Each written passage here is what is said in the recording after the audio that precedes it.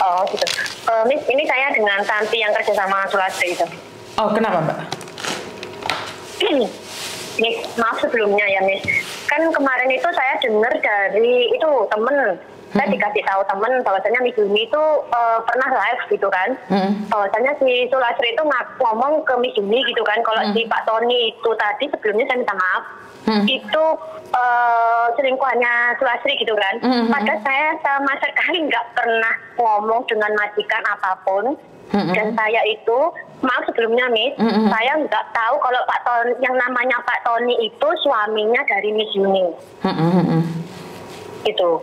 Jadi saya cuma sini klarifikasi Miss, saya itu nggak ada ngomong apa-apa dengan majikan. Kalau Miss Yuni nggak percaya, boleh saya gabungkan dengan majikan. Dan itu saya sempat waktu dikasih tahu live-nya Miss Yuni dengan teman itu, saya tanya sama majikan loh, jadi kamu tahu YouTube-nya Miss Yuni ini dari siapa? Dari teman, benar dari teman. Saya ada ngomong apa enggak? Saya ada ngomong macam-macam enggak sama kamu? Saya bilang gitu. Terus saya bilang gini, enggak, kamu enggak ada ngomong apa-apa. Bahkan kamu selama ini selalu nutup-nutupi Sulastri. Dia bilang kayak gitu. Loh, ini akhirnya saya kasih tahu Miss itu konten-kontennya Miss Yuni yang sama ini apa yang waktu live itu sama siapa? Yang bicarakan saya buasannya saya itu untuk menjelekan apa Sulastri itu gitu kan. Loh, enggak ada, kamu enggak ada ngomong apa-apa. Saya boleh kok ketemu dengan apa namanya yang Yuni CC itu boleh, dia bilang gitu. Oh ya udah, saya boleh nggak kalau telepon dengan Miss Yuni sendiri? Boleh, silahkan kamu boleh telepon dengan Miss Yuni.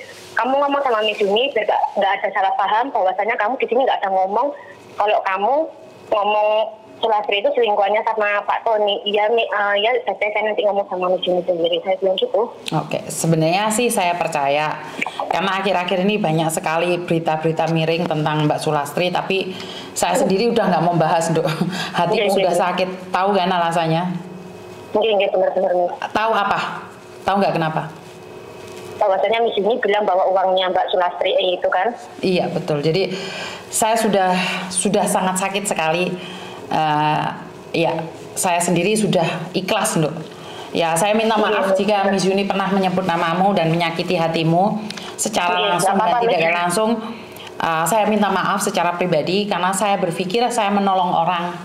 Saya tidak tahu kalau saya pribadi diadu domba di rumah saya sendiri, benar nggak sih?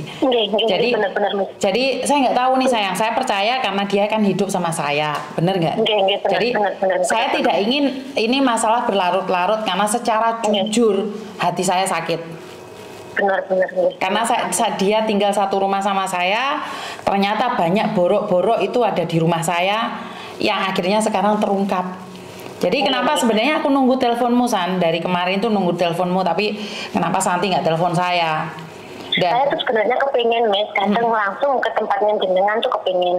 Cuman saya tuh masih ditahan-tahan dengan suami, nggak usah daripada nanti kamu ribut. Waktu Sulastri ngomong bahwasanya saya ngomong kalau Pak Tony itu selingkuhannya Sulastri itu, kan sebenarnya udah hati saya tuh udah panas Miss. Masalah saya kan nggak masa ngomong gitu kan. Terus sama suami dibilang gini, nggak usah daripada nanti dia nggak bisa pulang. Jadi suami saya ngomong seperti itu. Udah nggak apa-apa, ikhlaskan aja. Nanti Allah itu Maha tahu. Nanti siapa yang buruk, siapa yang enggak itu kelihatan. Saya jujur sakit hati Miss karena saya nggak ada ngomong apa-apa. Selama ini saya selalu nutup-nutupi Mbak Sulastri itu di depan majikan saya. Saya bilang, udahlah Gajai, maksudnya nggak usah diperpanjang lagi. Kasihan dia udah punya anak, dia di Indonesia punya anak, dia tidak punya suami. Kasihan kalau sampai berlarut-larut seperti ini. Tolonglah Gajai.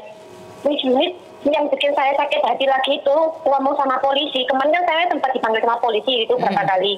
Ngomong ke polisi bahwasannya saya sama yang lama dulu itu masukkan barang yang liontin itu ke dalam tas. Loh, kita aja lo nggak tahu Miss barang itu kok bisa-bisanya dia berpikiran bahwa kita berdua itu hebat dia. Demi Allah kan nggak berani nggak selamat Miss kalau kita punya niat seperti itu.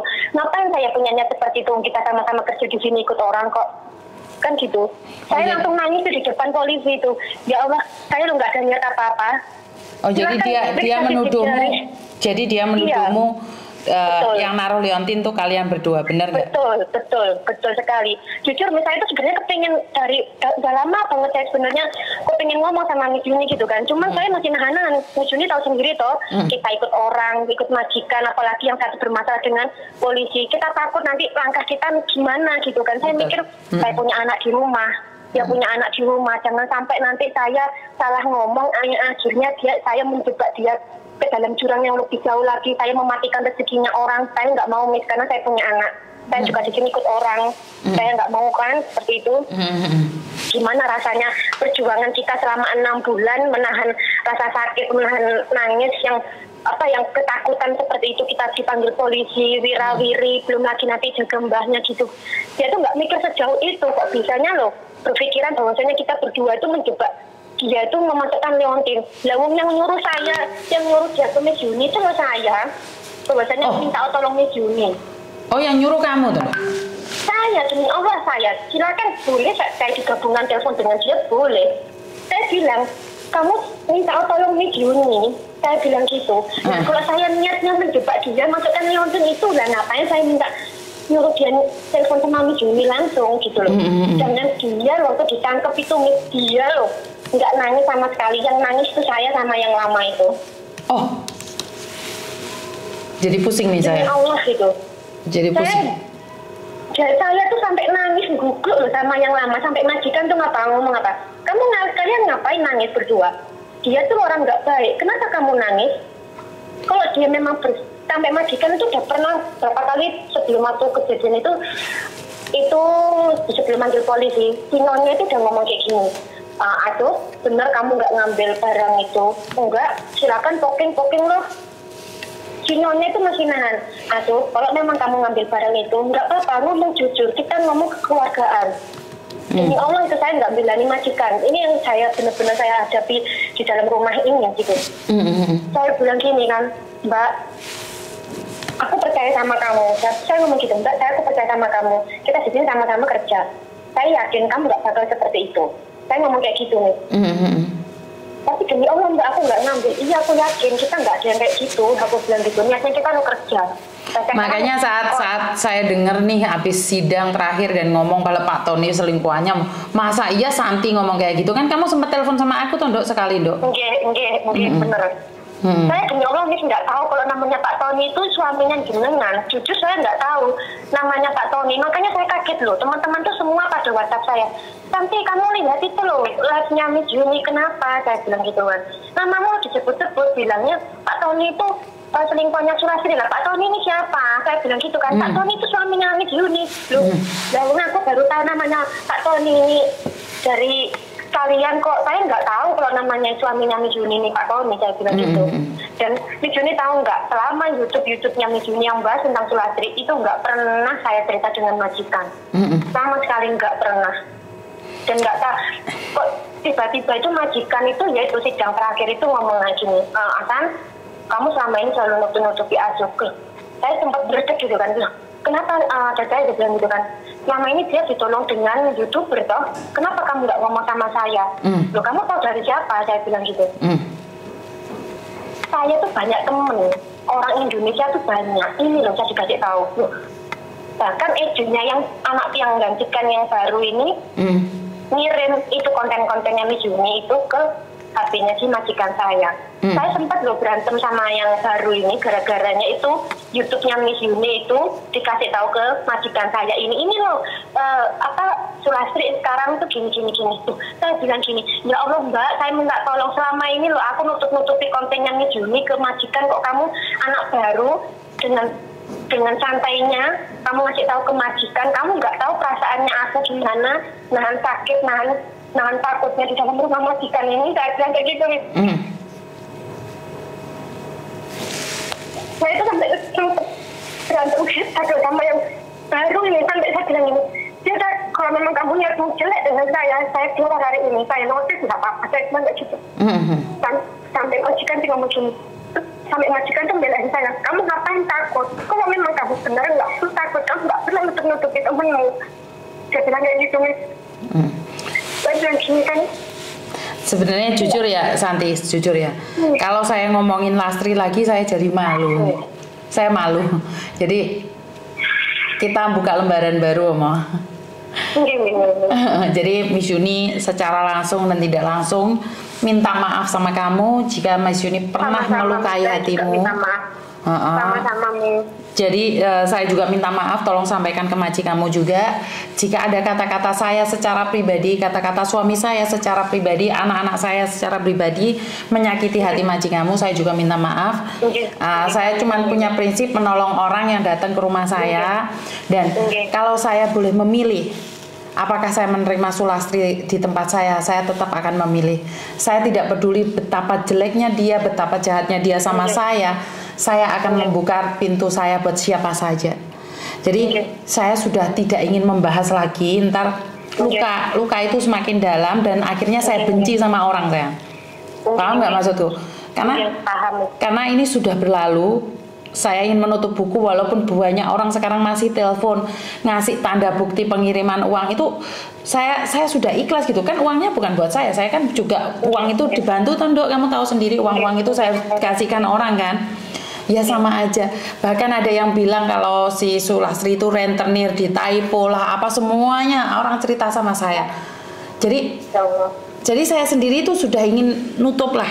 Kasarannya orang ngomong seperti yang Miss Yuni katakan, jika ada kata-kata saya yang menyakiti dirimu secara langsung dan tidak langsung, Miss Yuni minta maaf.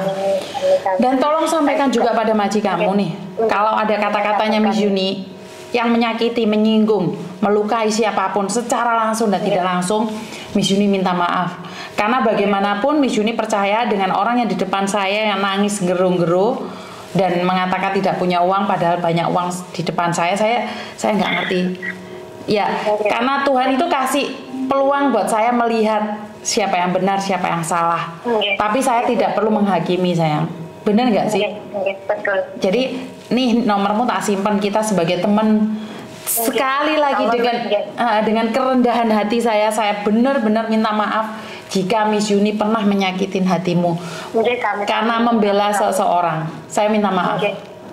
Amin, Miss. Saya juga minta maaf kalau selama ini mungkin saya nggak secara tidak langsung menghubungi Miss Yuni, karena saya juga harus nonton hati dulu gimana rasa sakit saya di sini, gimana rasa takut saya di sini, perjuangan saya sama teman saya yang lama itu seperti kasus yang seperti ini. Saya sama teman saya juga minta maaf yang sebesar-besarnya ya, Miss.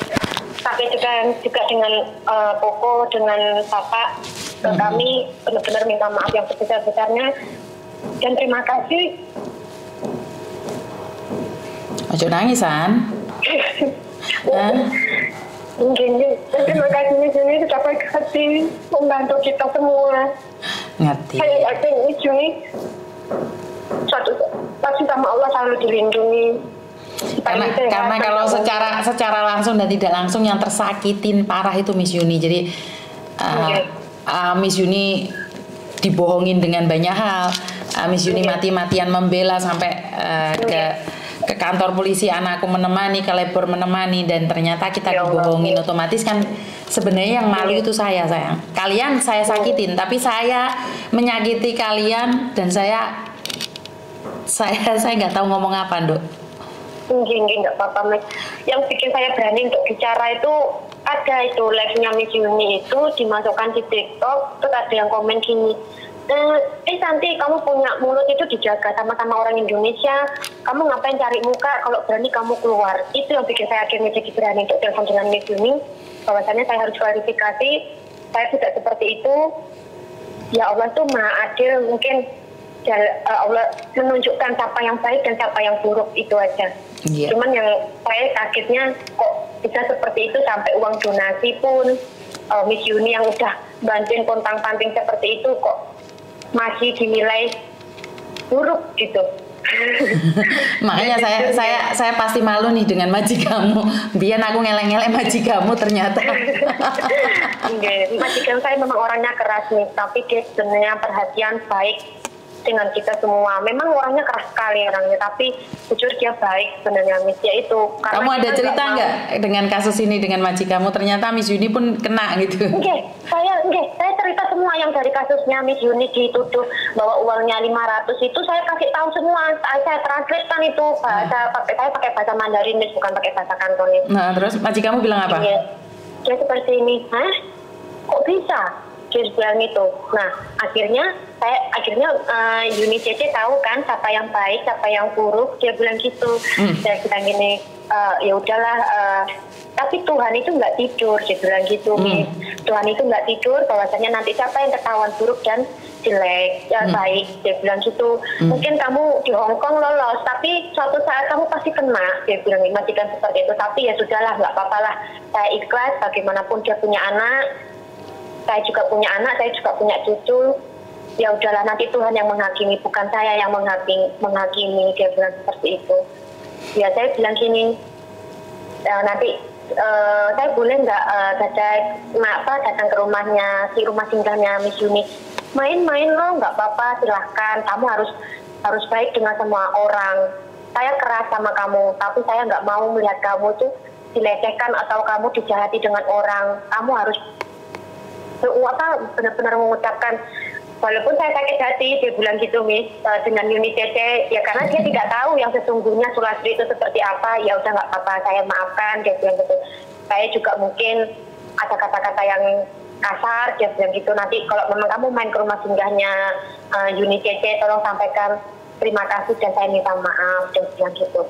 Saya bukan orang jahat, dia bilang gitu. Saya bukan sembarangan menuduh orang, dia bilang seperti itu Miss.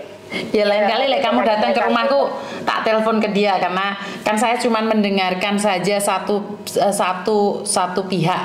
Jadi saya percaya dengan satu pihak saja. Jadi saya minta maaf. Nanti insya Allah saya sampaikan. Nanti kalau misalnya saya ada libur, saya nanti insya Allah main ke rumahnya. Oke, siap. Aku ada di Kuntong sayang. Di Kuntong? Oh, bukan di Mangkok toh? Kuntong, dekat Mongkok tapi Kuntong. Oh, mungkin nanti kalau saya, insya Allah nanti saya Sabtu libur Miss, mungkin, tapi nggak tahu ya si nenek udah pulang dari rumah sakit atau belum. Nanti kalau misalnya saya libur, saya nanti pasti main ke sana. Pasti saya juga lagi kepingin ketemu dengan Miss Yuni lah secara langsung.